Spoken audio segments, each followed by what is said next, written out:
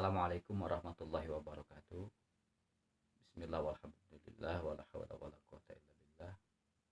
Asyhadu an la ilaha illallah wahdahu la syarikalah wa asyhadu anna Muhammadan abduhu wa rasuluhu la nabiyya ba'dahu. Allahumma shalli ala sayyidina Muhammad wa ala ali sayyidina Muhammad.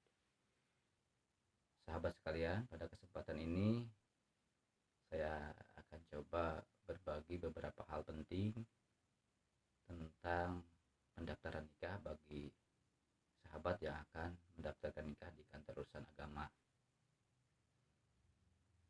Akan saya coba jelaskan secara singkat hal-hal penting yang memang harus dipenuhi oleh sahabat untuk mendaftarkan pernikahannya di kantor urusan agama. Yang pertama perlu diingat yaitu data-data pribadi yang tercantum dalam KTP atau kartu tanda penduduk elektronik. KTP yang perlu dipersiapkan yaitu KTP calon pengantin beserta orang tuanya kalau yang masih hidup. Jadi KTP suami, KTP istri, ayah suami, ibu suami, ayah istri, dan ibu istri.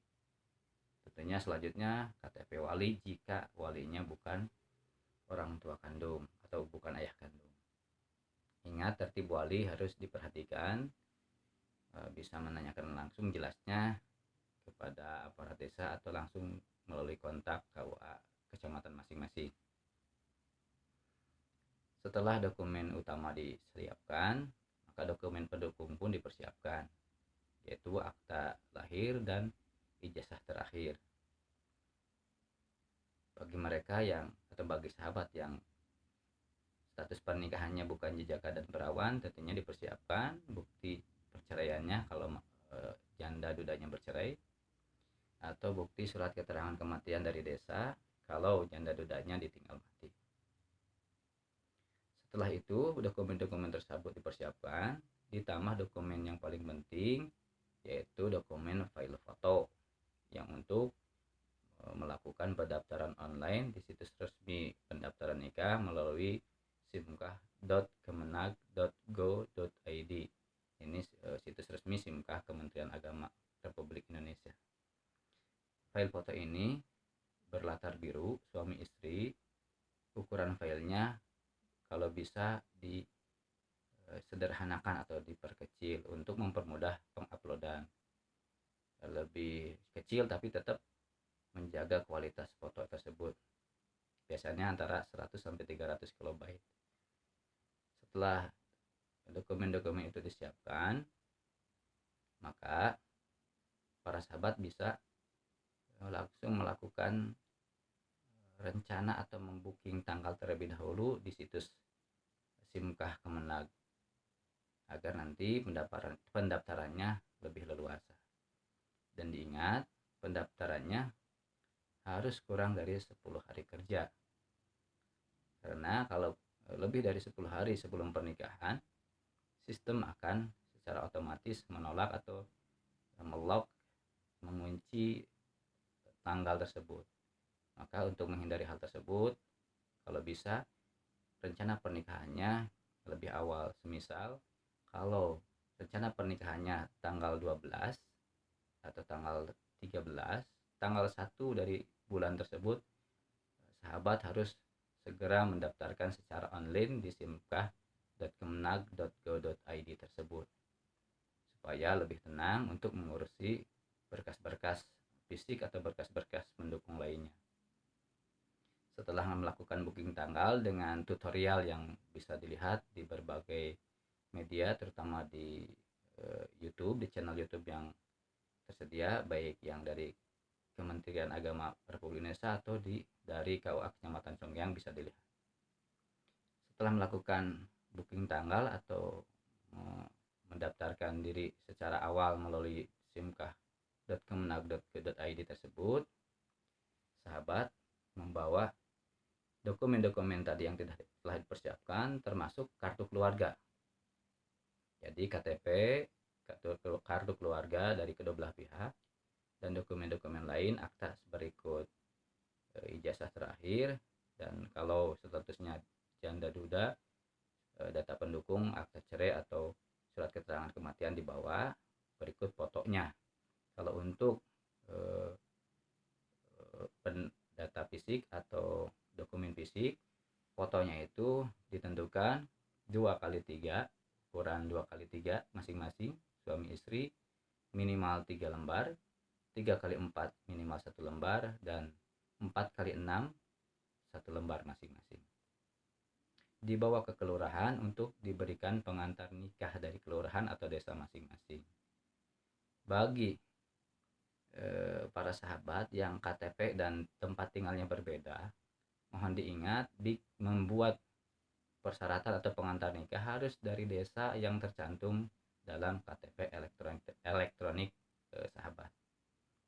Bagi sahabat yang akan melaksanakan pernikahan di luar kecamatan tempat tinggal sahabat, sahabat seharusnya membuat rekomendasi nikah dari kantor urusan agama kecamatan wilayah KTP sahabat.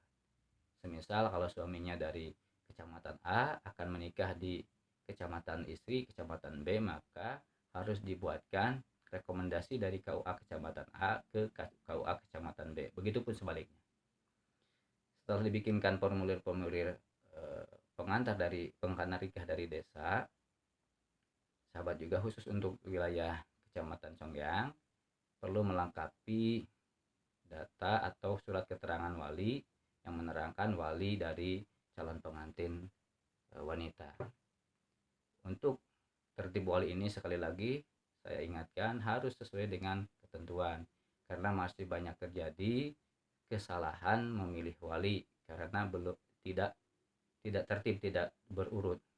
Nanti kalau untuk urutannya mohon ditanyakan sebelumnya.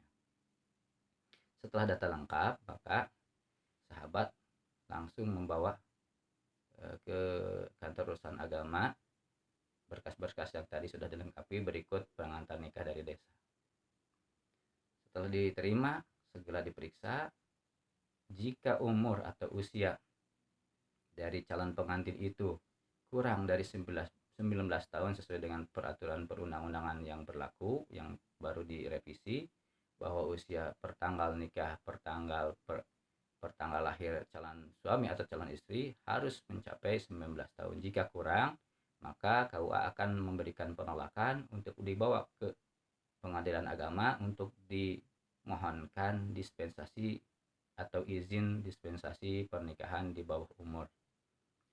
Nanti tetap proses pernikahan bisa dilanjutkan, cuma menunggu kelengkapan tersebut. Tapi bagi yang sudah mencukupi umur 19 tahun, maka bisa diproses. Bagi catin yang usianya di bawah 21 tahun perlu dilengkapi juga dengan izin tertulis dari orang tua masing-masing atau wali masing-masing. Wali pengampuh maksudnya yang mengurus calon pengantin yang di bawah umur 21 tahun.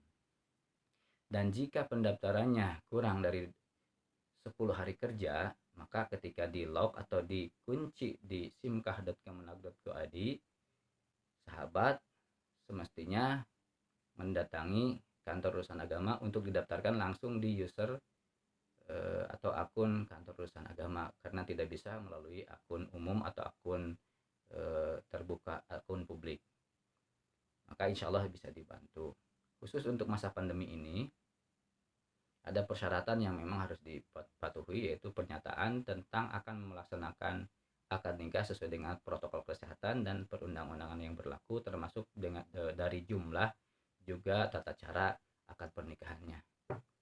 Ada tambahan yang paling utama pada kesempatan ini selama PPKM, baik PPKM darurat level 4 dan level 3, ada persyaratan berupa bukti negatif swab antigen dari beberapa pihak yang akan melaksanakan akad nikah, yaitu yang terlibat calon suami, calon istri, wali, 2 orang saksi. Berarti jumlahnya 5 orang mendapatkan bukti negatif swab antigen yang dilaksanakan di wilayah masing-masing.